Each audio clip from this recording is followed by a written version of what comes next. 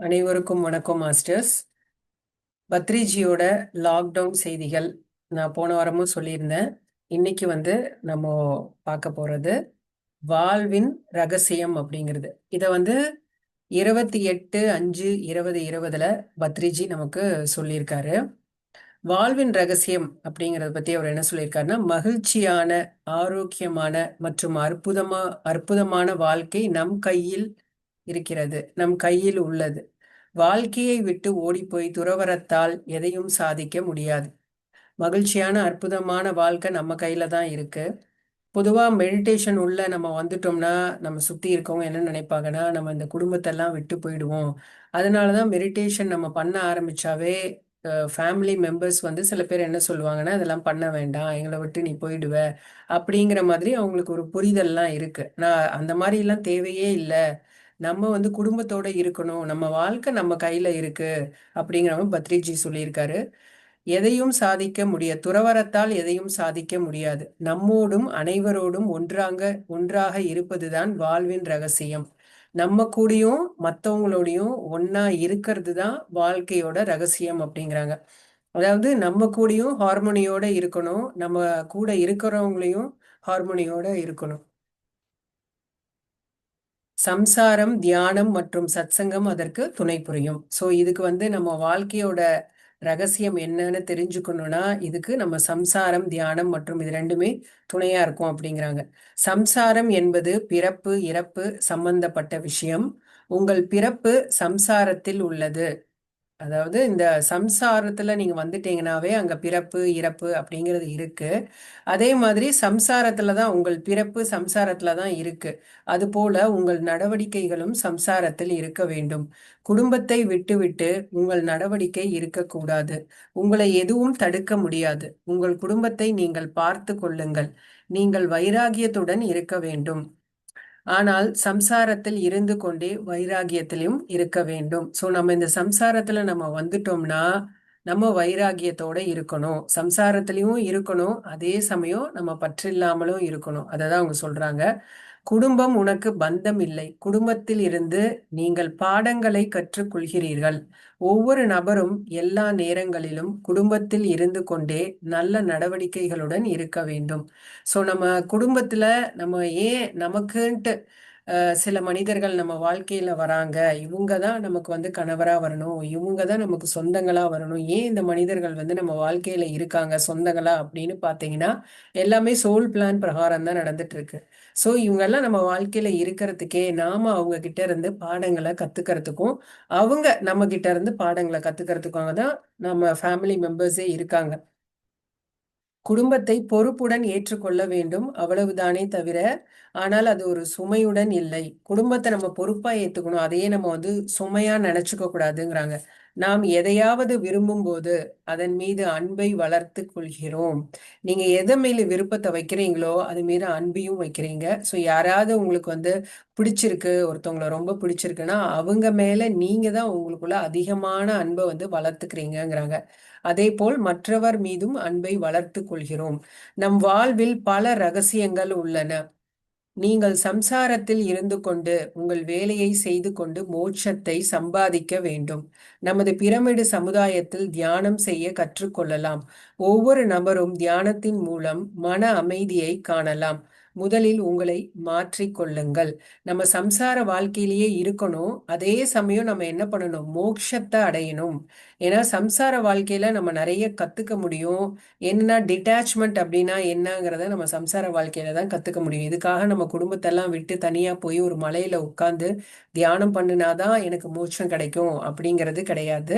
அததான் இங்க அவர் சொல்றாரு. அதே மாதிரி நம்மளுடைய பிரமிட் சொசைட்டில நம்ம இந்த மாதிரி பிரமிட் மாஸ்டரோட சேர்ந்து தியானங்கள் செஞ்சு அது மூலியமாவும் நம்ம மன அமைதி நமக்கு கிடைக்கும். அதே மாதிரி நம்மளை முதல்ல மாத்திக்கணும் அப்படின்னு சொல்றாங்க. பிறகு இந்த உலகத்தை பற்றி சிந்தியுங்கள். இதெல்லாம் செஞ்சிட்ட பிறகு இந்த உலகத்துக்காக நம்ம என்ன செய்ய முடியும் அப்படிங்கிறத பத்தி நம்ம யோசிக்கலாம். ஒவ்வொரு மனிதனும் 3 விஷயங்களை அறிந்திருக்க வேண்டும். அவை சத்சங்கம், ஆச்சாரிய சாங்கத்தியம், புத்தகம் வாசித்தல். இந்த 3 விஷயத்தையும் ஒரு மனுஷங்களும் தெரிஞ்சுக்கணும். முதல்ல சத்சங்கம், இன்னொன்னு ஆச்சாரிய சாங்கத்தியம், இன்னொன்னு புத்தகம் வாசித்தல். இன்று மூணு விஷயமே நமக்கு தெரியணும். மூச்சின் மீது கவனம் வை. உங்களை பற்றி நீங்கள் தெரிந்து கொள்வதே வைராகியம். ஸோ நம்மளை பத்தி நாம தெரிஞ்சுக்கிறது தான் வைராகியம் சொல்றாங்க. நமக்கு வந்து மற்றவங்கள பத்தி தெரிஞ்சுக்கிறது, மற்றவங்க என்ன பண்றாங்க, அவங்கள எப்படி புரிஞ்சுக்கிறது, இதை தான் நம்ம பார்த்துட்டு இருப்போம். ஆனா உண்மையான வைராகியம் என்னன்னா, உங்களை பத்தி நீங்க தெரிஞ்சுக்கணும். அதுதான் உண்மையான வைராகியம். ஒவ்வொரு மனிதனும் ஜீவ இச்சையை விட வேண்டும். அசைவம் சாப்பிட வேண்டாம். அசைவத்தை தவிர்த்து விட்டு தியானத்தில் கவனம் செலுத்துங்கள். ஸோ நம்ம பொதுவா என்ன பண்ணுவோம், நம்ம மெடிடேஷன் பண்ணவே நமக்கு வந்து அசைவம் சாப்பிட்ற அந்த விருப்பம் நம்மளை விட்டு போயிடும். அதனால அது சாப்பிட தேவையில்லை. தியானத்துல நம்ம முழு கவனத்தையும் செலுத்தணுங்கிறாங்க. நீங்கள் தியானம் செய்தால் நீங்கள் அசைவம் சாப்பிடுவதை நிறுத்துவீர்கள். கடின உழைப்பின்றி எந்த முடிவும் வராது. அப்படி வந்தால் நம்மிடம் இருப்பதும் இல்லாமல் போய்விடும். அனைவருடனும் தொடர்பில் இருங்கள். அவர்கள் எப்படிப்பட்டவர்கள் என்று தெரிந்து கொள்ளுங்கள். பசி எடுத்தால்தான் உணவு நன்றாக இருக்கும். அதுபோல் விடாமுயற்சி இருந்தால் தியானமும் நன்றாக இருக்கும் அப்படின்னு சொல்றாங்க. ஸோ நம்ம வந்து கடின உழைப்பு அப்படிங்கிறது நமக்கு தேவை. அந்த உழைப்புனால நமக்கு கிடைச்சது எதுவுமே நம்மளை விட்டு போகாது. ஆனா சாதாரணமா ஈஸியா வந்தது எதுவுமே ஈஸியா அப்படியே நம்மளை விட்டு போகும் அப்படிம்பாங்க. அதே மாதிரிதான் நம்ம தியானத்துக்கும் வந்து நம்மளுடைய விடாமுயற்சி தேவை. ஸோ அந்த விடாமுயற்சி இருந்தாதான் நீங்க தொடர்ச்சியா தியானம் செய்ய முடியும். எப்படி வந்து நமக்கு பசிச்சா அந்த உணவு ருசியா தெரியுது பார்த்தீங்களா? அதே மாதிரிதான் முயற்சி இருந்தாதான் தியானமும் உங்களுக்கு கிட்டும் அப்படிங்கிறாங்க. விடாமுயற்சி இல்லாமல் தியானம் நன்றாக இருக்காது. சத்சங்கம் தியானத்தின் மூலம் வருகிறது. எனவே ஒவ்வொருவரும் தியானம் செய்ய வேண்டும். இந்த சத்சங்கமே தியானத்து மூலியமா தான் வருது அப்படின்னு சொல்றாங்க. தியானம் செய்வதால் உலகமே தியானமாகிறது. அதன் பிறகு ஆனந்தமாக இருக்கும். இதுதான் வாழ்க்கையின் ரகசியமாகும். ஸோ நம்ம வந்து தியானம் நம்ம மட்டும் செய்யறது மட்டும் இல்லாம நம்ம மற்றவங்களுக்கும் இந்த தியானத்தை சொல்லி கொடுக்கணும். ஏன்னா அப்படி சொல்லி கொடுக்கறதுனால நம்ம தியானத்தை வந்து பரப்புறோம். அதனால இந்த உலகமே ஆனந்தமாயிடும். இந்த உலகமே அமைதியாகணும். அதுதான் பத்ரிஜியோட கொள்கையும் கூட. முடிஞ்ச அளவு இந்த தியானத்தை வந்து இந்த உலகம் பூரா பரப்பணும் அப்படிங்கிறது தான். ஸோ அதனால வந்து நமக்கு விடாமுயற்சி தியானம் செய்யணுங்கிறதுல நமக்கு அந்த விடாமுயற்சி அப்படிங்கிறது இருக்கணும். நம்ம தியானம்ங்கிறது வந்து நமக்கு எப்போ முடியுமோ அப்படின்ட்டு செய்யாம அதை வந்து ஒரு நாள் செய்யறது ஒரு நாள் செய்யாம இருக்கிறது அந்த மாதிரி செய்யாம விடாம நம்ம எப்பவுமே அதை வந்து ஒரு கன்சிஸ்டன்சியோட இந்த தியானத்தை நம்ம செஞ்சுட்டே வரணும். அப்பதான் நமக்கு வந்து அந்த ஆன்ம வளர்ச்சி அப்படிங்கிறது ஏற்படுமே. நீங்க வந்து அந்த கன்சிஸ்டன்சி இல்லாம செய்யும் பொழுது உங்களுக்கு அந்த சோல் growth வந்து அந்த அளவுக்கு இருக்காது. உங்களுக்கு எனர்ஜியும் வந்து ரொம்ப கம்மியா தான் ரிசீவ் பண்ணுவீங்க. அடுத்த டாபிக் வந்து ஆன்மீக கல்வி பத்தி சொல்லியிருக்காரு. அதுல 6 சித்தாந்தங்கள் இருக்கு. இதை வந்து 20/5/2020 பத்ரிஜி நமக்கு சொல்லியிருக்காரு. கல்வியில் சிறந்த கல்வி ஆன்மீக கல்வி. கல்வியில சிறந்ததே இந்த ஸ்பிரிச்சுவல் சயின்ஸ் தான் அப்படிங்கிறாங்க. ஆன்மீக கல்வியே அறிவியலுடன் கற்றுக் கொடுப்பதற்காகவே PSSM நிறுவப்பட்டது. ஆன்மீக அறிவியலின் 6 முக்கிய சித்தாந்தங்களை பற்றி அறிந்து கொள்வோம். ஸோ இந்த ஆன்மீக கல்வியில அவரு 6 சித்தாந்தங்களை நமக்கு சொல்லியிருக்காரு. நம்ம ஆன்மீக கல்வியை கத்துக்கணும், அதை பத்தி தெரிஞ்சுக்கணும் அப்படிங்கிறதுக்காக தான் பத்ரிஜி வந்து PSSM-ஐ உருவாக்கியிருக்காரு. இந்த PSSM அப்படிங்கிறது என்னன்னு பார்த்தீங்கன்னா பிரமிடு ஸ்பிரிச்சுவல் சொசைட்டி இயக்கம் அப்படிங்கிறது. பிரமிடு ஸ்பிரிச்சுவல் சொசைட்டி மூவ்மெண்ட், அதுதான் இந்த PSSM அப்படிங்கிறது. PSSM என்பது பிரமிட் ஆன்மீக அறிவியல் இயக்கத்தை குறிக்கிறது. ஆன்மீக அறிவியல் என்றால் ஆன்மீக கல்வி என்று பொருள். அதாவது ஆன்மீக அறிவியல்ங்கிறது ஸ்பிரிச்சுவல் சயின்ஸ், அதே தான் ஸ்பிரிச்சுவல் எஜுகேஷன் அப்படிங்கிறதும் சொல்றாங்க. பகவத்கீதையில கிருஷ்ணர் வந்து சொன்னது என்னன்னா, எல்லா கல்விகளும் நான் ஆன்மீக கல்வி என்று கூறுகிறார். அதாவது எல்லா கல்வியுமே அதுல நான் வந்து ஆன்மீக கல்விதான் அப்படின்னு சொல்லியிருக்கார். இது ஒரு மாபெரும் அறிவியல். உலக கல்விக்கு பல பல்கலைக்கழகங்கள் உள்ளன. ஆன்மீக அறிவியலுக்காக PSSM என்ற இந்த பல்கலைக்கழகத்தை நிறுவியுள்ளோம். இப்போ உலகத்துல இருக்க கல்வி எல்லாம், அதாவது நிறைய நிறைய விஷயங்கள் இருக்கு. நாலேஜ் எல்லாம் கெயின் பண்றதுக்கு நிறைய யூனிவர்சிட்டிஸ் எல்லாம் வச்சிருக்கிறாங்க உலக கல்விக்காக. ஆனா ஆன்மீக கல்விக்குன்னு ஏதாவது யூனிவர்சிட்டி இருக்கானா? கிடையாது. அதுக்காக தான் பத்ரிஜி வந்து இந்த PSSM அப்படிங்கிறத ஒரு யூனிவர்சிட்டி அப்படின்னே சொல்றாரு. இந்த ஆன்மீக அறிவியல் 6 சித்தாந்தங்களை முன்வைக்கிறது. இந்த ஆறு கொள்கைகளை அனைவரும் நன்கு அறிந்திருக்க வேண்டும். அவை ஆன்மாவின் சித்தாந்தம், பிறப்பு மற்றும் மறுபிறப்பு சித்தாந்தம், கர்மா கர்ம பலன் சித்தாந்தம், புரோக மன சித்தாந்தம், யோக சித்தாந்தம் மற்றும் பல பல சித்தாங்கள் இருக்கிறது. ஸோ இந்த 6 சித்தாந்தங்கள்ல நம்ம முதல்ல பார்க்க போறது ஆன்ம சித்தாந்தம் அப்படிங்கிறது. ஸோ இந்த ஆன்மீக கல்வியில இந்த 6 சித்தாந்தங்கள் வந்து நமக்கு கண்டிப்பா தெரிஞ்சிருக்கணும் அப்படிங்கிறாங்க. ஆன்ம சித்தாந்தத்துல என்ன சொல்றாங்கன்னா, நாம் அனைவரும் ஆன்மா. இந்த காற்று எல்லா இடங்களிலும் இருப்பது போல் ஆன்மா எல்லா இடங்களிலும் உள்ளது. சோ நம்ம எல்லாருமே ஆன்மாங்கிறது நமக்கு நல்லா தெரியும். எப்படி இந்த காற்று வந்து எல்லா இடத்துலயும் பரவி இருக்கோ, அதை வந்து கண்களால பார்க்க முடியாது காற்றை. ஆனா அந்த காத்தை நம்மளால மேல பட்டு அதை உணர முடியுதுல்ல. சோ அதே மாதிரிதான் ஆன்மாவும் எல்லா இடத்துலயுமே ஆன்மாங்கிறது நிறைஞ்சிருக்கு அப்படிங்கிறாங்க. நான் ஒரு ஆன்மா, நீங்கள் ஒரு ஆன்மா. இதுவே முதல் கோட்பாடு. ஒரு மொழிக்கான எழுத்துக்களைப் போல அது இங்கே தொடங்குகிறது. நீங்கள் அறிந்தாலும் அறியாவிட்டாலும், நீங்கள் புரிந்து கொண்டாலும் புரியாவிட்டாலும், நீங்கள் ஒரு ஆன்மா. உங்களுக்கு தெரிஞ்சாலும் சரி, தெரியலனாலும் சரி, புரிஞ்சாலும் சரி, புரியலனாலும் சரி, நீங்க ஆன்மா தான். அதுதான் உண்மைங்கிறார்.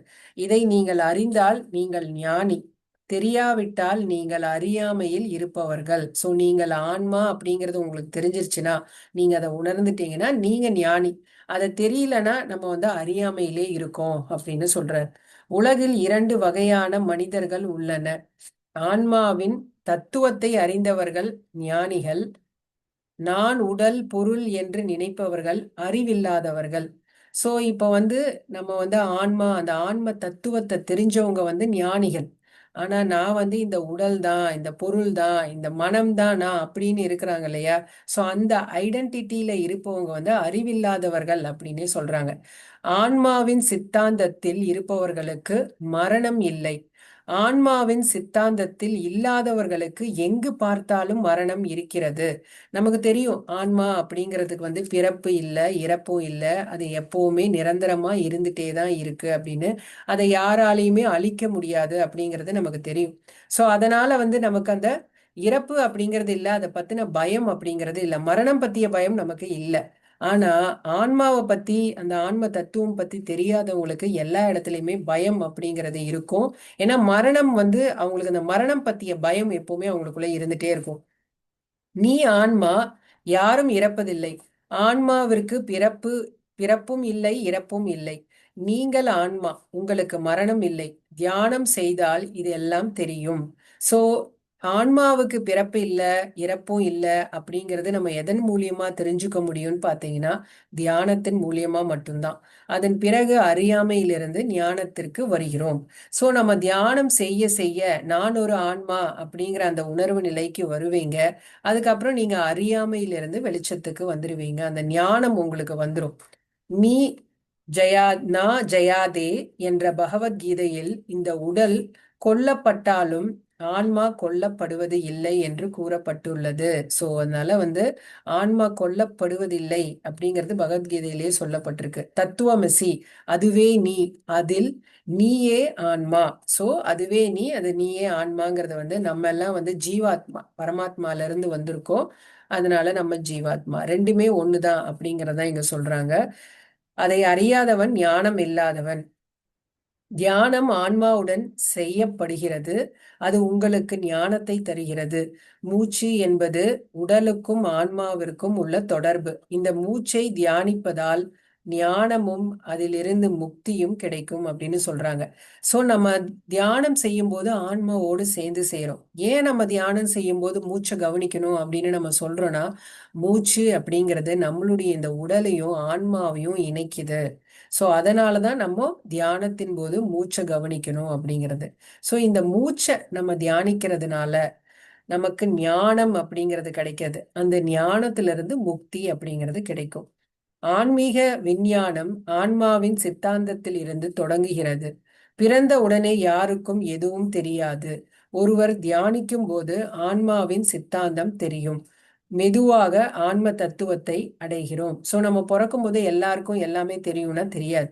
தியானம் செய்ய செய்ய தான் நமக்கு நிறைய விஷயங்கள் வந்து தெரிய ஆரம்பிக்குது. ஆன்மாவோட சித்தாந்தம் நமக்கு தெரியும். சோ அப்போதான் நம்ம வந்து அந்த மோட்சம் அப்படிங்கிறத அடைய முடியும்.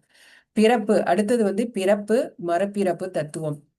மீண்டும் மீண்டும் வருவது பிறப்பு, மறுபிறப்பு என்ற சித்தாந்தம். சோ நம்ம வந்து இந்த பர்த் அண்ட் டெத் சைக்கிள்ங்கிறது தெரியும். அந்த சைக்கிள் வந்து திரும்ப திரும்ப வந்துட்டே தான் இருக்கும். ஸோ நம்ம அந்த சுழல்ல எப்பவுமே மாட்டிட்டு தான் இருப்போம். காரணம் இருப்பதால் வேலை செய்வதற்காக வந்து கொண்டே இருக்கிறோம். அதுக்கான காரணம் என்ன? ஏதோ ஒரு காரணம் இருக்கு. இந்த உலகத்துக்கு நம்ம இருக்கிறோம்னா, அதுக்குன்னு இந்த உலகத்துல நம்ம பிறந்திருக்கிறோம்னா, அப்போ நமக்கு ஏதோ ஒரு காரணம் இருக்கும். ஏதோ ஒரு செயலை செய்யறதுக்காக தான் இந்த உலகத்துல நம்ம பிறப்பு எடுத்திருக்கோம். பர்பஸ் ஒண்ணு சொல்லுவாங்க இல்லையா? ஸோ அந்த காரணத்துக்காக தான் இந்த உலகத்திலேயே நம்ம ஜனித்திருக்கோம்.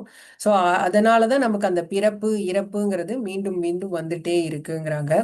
இதை பற்றி பகவத்கீதையில் என்ன கூறப்பட்டுள்ளது என்பதை தெரிந்து கொள்வோம்.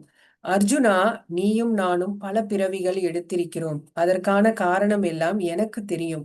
உனக்கு தெரியாது. நீ இன்னும் முயற்சியை தொடங்கவில்லை.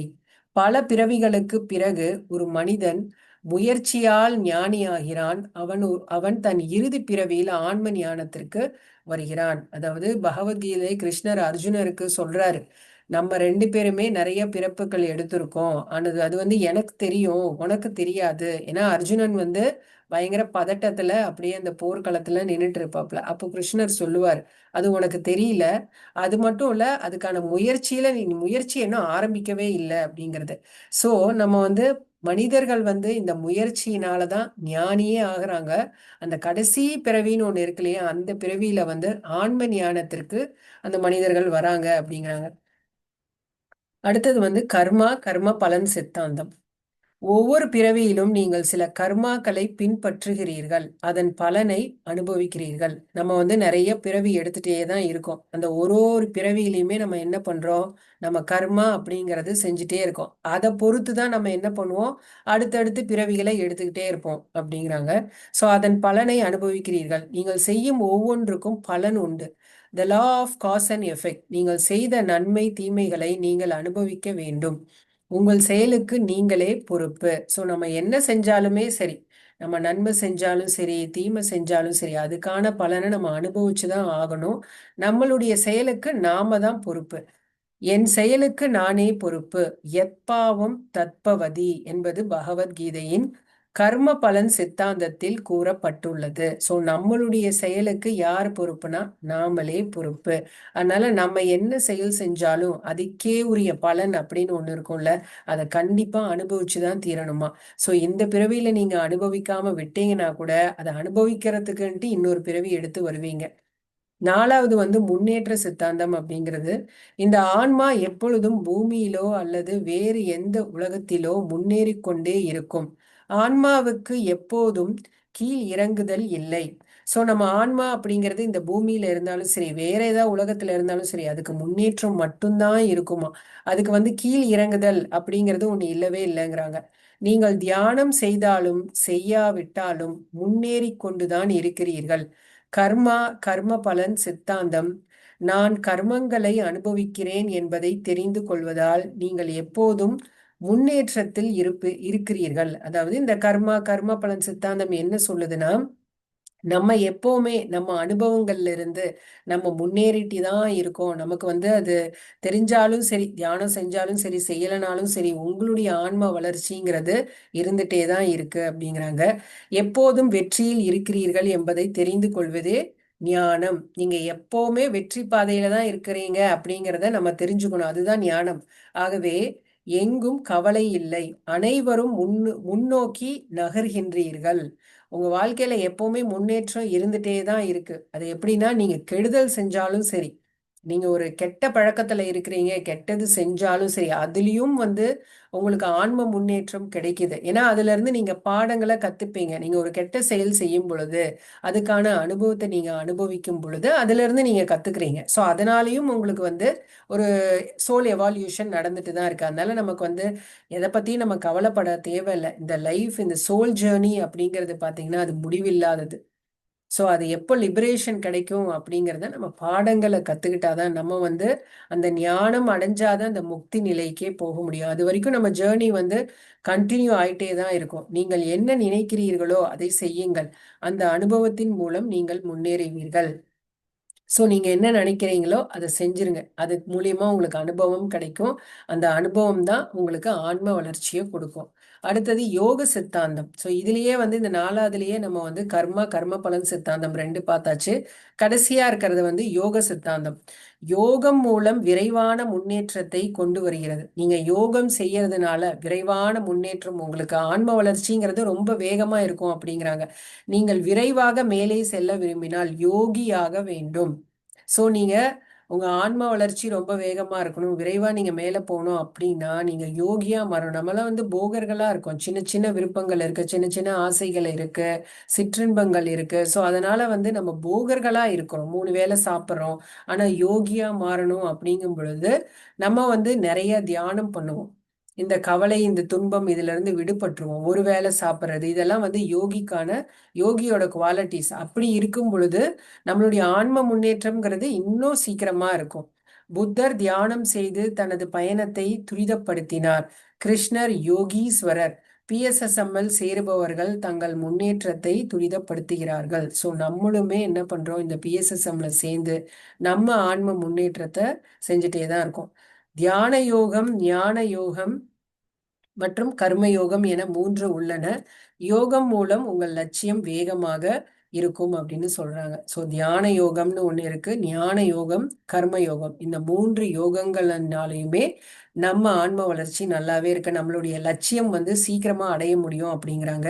ஞான யோகம்ங்கிறது தான் இந்த சஜன சாங்கத்தியம் இதெல்லாம். ஸோ நம்ம வந்து இந்த மாதிரி சத்சங்ல இருக்கிறது, சஜன சாங்கத்தியம் செய்யறது, தியானம் செய்யறது, சேவை செய்யறது, இது எல்லாமே என்னன்னா நம்மளுடைய லட்சியத்தை ரொம்ப விரைவா அடைவதற்கு இது எல்லாமே துணை புரியும் அப்படின்னு சொல்லியிருக்காரு பத்ரிஜி. இதோட இந்த சாப்டரை நான் முடிச்சுக்கிறேன் மாஸ்டர். தேங்க்யூ.